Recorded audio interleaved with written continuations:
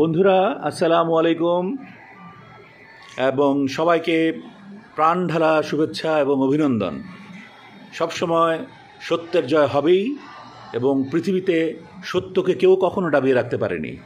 তা আমি প্রথম থেকেই কিন্তু ভিক্টরি বলছিলাম এবং বলছিলাম যে আমি আলো দেখতে পাচ্ছি সম্মুখে। অনেকেই হয়তো হাসাহাসি করেছেন, টিটকারি করেছেন, আমি এতে কিছুই মনে করিনি, কারণ এটা খুব স্বাভাবিক।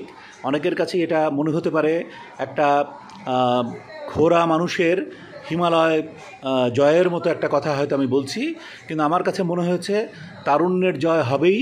আর যেখানে বাংলাদেশের সমস্ত তরুণী যাদের বয়স রয়েছে, সমস্ত যুবতী যারা, এমনকি আমি দেখেছি মধ্যবয়স্ক যারা, তারাও নেমেছেন, কিছু কিছু বৃদ্ধরাও এর সাথে শরিক হয়েছে। এবং যখন দেখেছি আপামর জনগণ এর সাথে সম্পৃক্ত হয়েছে, তখন নিশ্চিত হয়ে গেছি যে এই বিজয় হবেই এবং এই বিজয় অত্যন্ত প্রয়োজন। আমরা দীর্ঘ বহু বছর ধরে শোষিত হয়েছি, একটা অনির্বাচিত একটা স্বৈরাচারী সরকারের আন্ডারে ছিলাম।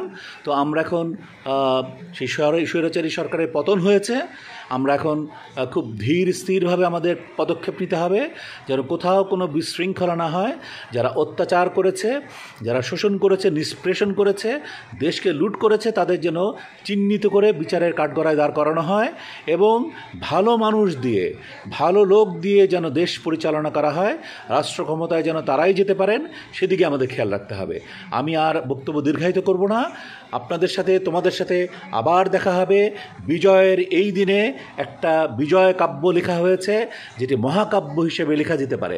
তোমরা সবাই ভালো থাকো। সংগ্রামী সালাম।